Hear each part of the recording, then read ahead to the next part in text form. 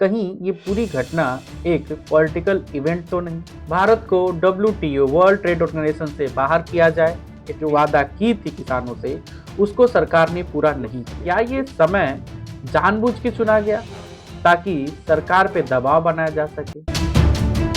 नमस्कार दोस्तों, मैं सिद्धार्थ शुक्ला स्वागत करता हूं आपके YouTube channel know the things में। जैसे जैसे देश में गर्मी का पारा चढ़ रहा है, वैसे वैसे देश में चुनाव को लेके राजनीति का पारा बढ़ रहा है। अलग अलग राजनीतिक पार्टियां जहां मोदी सरकार को 2024 में घेरने की तैयारी कर रही हैं, वहीं पे किसान आंदोलन का भी खड़ा हो जाना सरकार के लिए मुसीबत बढ़ा सकता है। पिछली बार किसान आंदोलन को मिली सफलता के आधार पर देखा जाए तो इस बार भी किसानों का मनोबल बढ़ा होगा।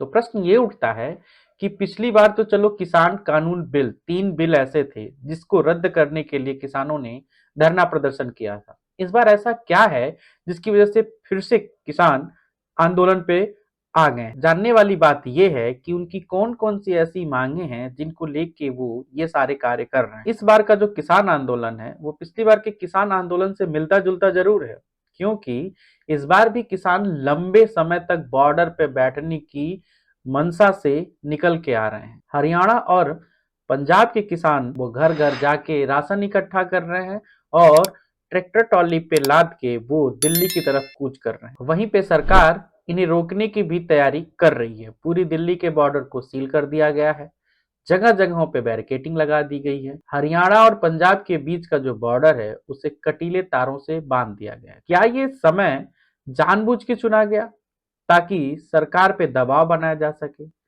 किसान आंदोलन को करीब से नजर रखने वाले एक्सपर्ट का कहना है ये दौर इसलिए चुना गया क्योंकि देश 4 महीने बाद चुनाव में जा रहा है और कोई भी पार्टी ये नहीं चाहेगी कि उसका नुकसान हो, खास करके सत्ताधारी पार्टी जो सत्ता में है। तो किसानों का ये मानना है कि ये वो सही समय है जब सरकार से अपनी बातें मनवाई जा सकती हैं। किसान नेताओं का कहना है कि हम बस सरकार को उसके किए गए वादे को याद दिलाने के लिए फिर से आंदोलन कर रहे हैं। जो सरकार पिछले बार के किसान आंदोलन को खत्म करने के लिए जो वादा की थी किसानों से, उसको सरकार ने पूरा नहीं किया। इसलिए हम सरकार को वादा याद दिलाने के लिए दोबारा धरना प्रदर्शन कर रहे हैं। उनकी मांगों में पहली बात की MSP शामिल है, जो पिछली बार भी शामिल था। उनकी मांग है कि जो किसानों के ऊपर FIR दर्ज किया गया था वो सारा FIR वापस लिया जाए, मुकदमा खत्म कर दिया जाए। लखीमपुर खीरी में जो किसान मारे गए हैं उन किसानों के परिवार को सरकारी नौकरी के साथ साथ 10-10 लाख रुपया मुआवजा। भारत को WTO वर्ल्ड ट्रेड ऑर्गेनाइजेशन से बाहर किया जाए।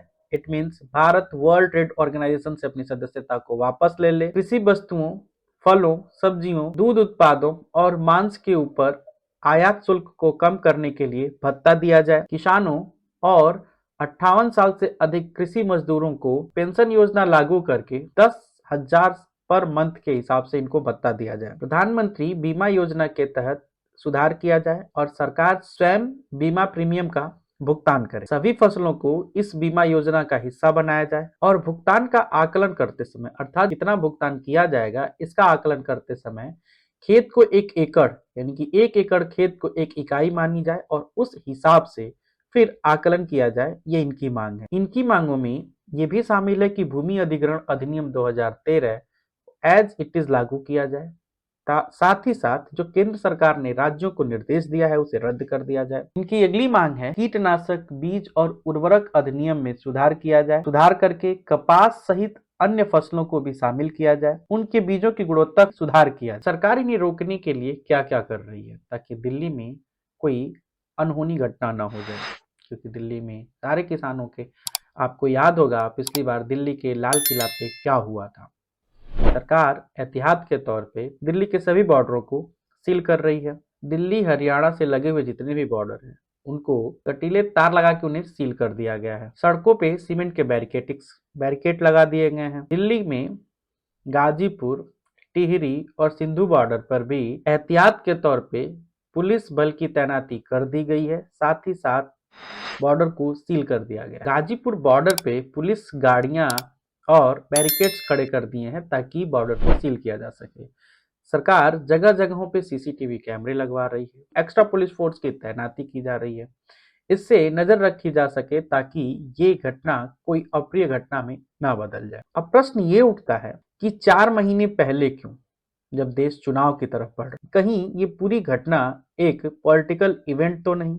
क्या इसके पीछे विपक्षी पार्टियों का भी कुछ हाथ है? सरकार का कहना है कि हम बातचीत के लिए हमेशा तैयार हैं। किसान नेता जब चाहे आप हमसे आके बात कर सकते हैं। किसानों का कहना है कि सरकार अपने वादे को पूरा करे। इन्हीं रस्साकसी में ये घटना कहीं पॉलिटिकल इवेंट ना बन जाए, जैसा कि पिछली बार हो गया था। डिफरेंट डिफरेंट पार्टियां किसानों के नाम पे समर्थन की थी, सरकार दबाव में आके बिल को रद्द कर दिया था। क्या इस बार, क्योंकि मुद्दा पिछली बार वाला ही है, तो बस ये टकराव का मुद्दा ना बने, कहीं ये लंबा ना। खैर, जो भी होगा ये भविष्य के गर्त में है। तब तक आप अपना ख्याल रखिए। अगर आपको ये प्रस्तुति पसंद आई हो तो चैनल को लाइक करिए, सब्सक्राइब करिए और बेल आइकन को दबाना ना भूलिए। तब तक के लिए जय हिंद।